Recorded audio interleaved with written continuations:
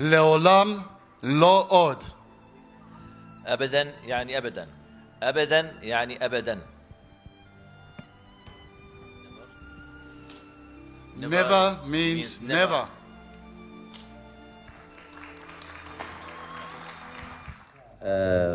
Hello, my dearest friends in Mexico. I love Mexico. I've never been there, but Mexico is a great country.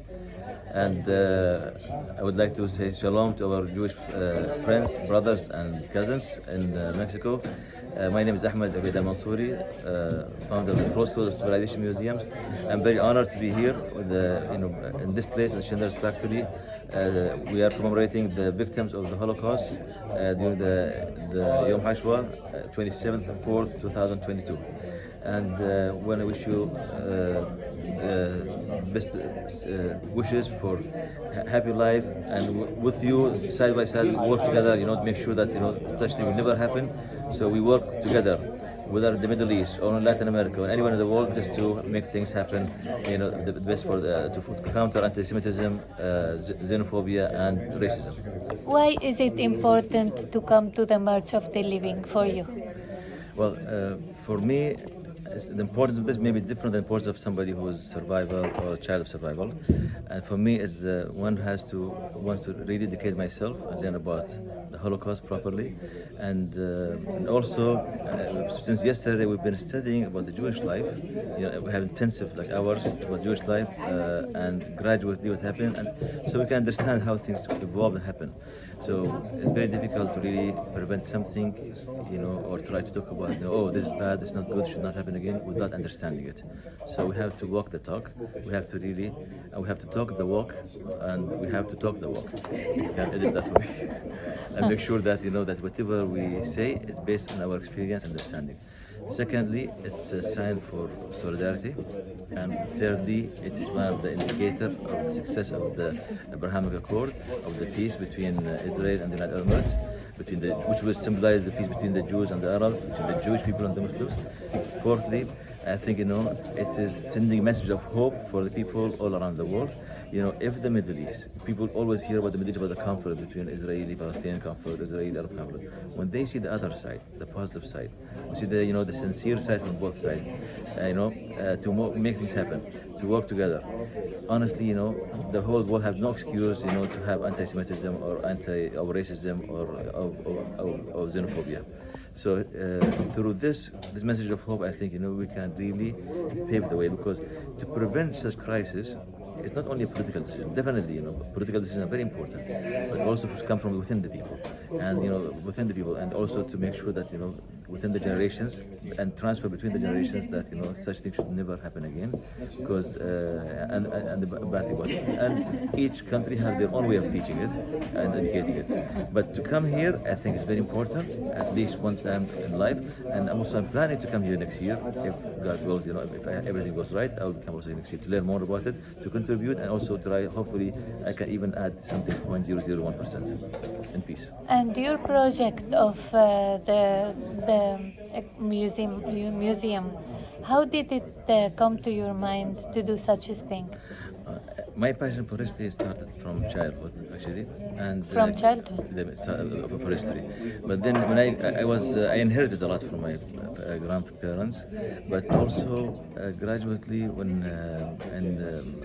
I grew up and I started getting my fair salary, I started to collect myself, and started to build my collection. Almost 30 years building my collection, minimum 30 years, and after that, collection of different things. Then I made a museum in my house from 2006 to 2011, and then my government, they saw the museum, they loved it because it reflects the culture of the country. They told me come out, they give me the biggest house they have there in the historical area, which is a royal house, and I made the museum there. We called it the Crossroads of Civilizations Museum, and we started from there. And in the museum, from the beginning, we have about all civilizations. And when you talk about the civilizations that contributed to the world, affected the Middle East, positively, you cannot deny of course, the most important one is the Jewish one. Because always the Jewish civilization and the Arab civilizations, they added mostly in the Middle East. And so we have items from there, from the region, and also from Israel and other parts of the world about Jewish items. Plus, we have an exhibition there also, gallery. Later we added the gallery about the place of the Jews in the Middle East, because of the war and what's happening. People forgot that Jews are from the Middle East, because they think they came from outside. But we are reminded of the historical places of the Jews in the MENA region, not just Middle East, and the Middle East and North Africa. So, and then later last year, we built the Holocaust Gallery. The Holocaust Gallery is a new gallery, which only 1 year and almost 1 year right now exists. And we have the first Yom HaShoah event also on the same inauguration date of the Holocaust Gallery, which was on April 8th last year. And this not to teach the Jews about the Holocaust. We are commemorating the victims, but at the same time, we are giving respect to the victims, but at the same time, we are educating the non-Jews in the region, because we have more than 206 ethnicities and nationalities in our country.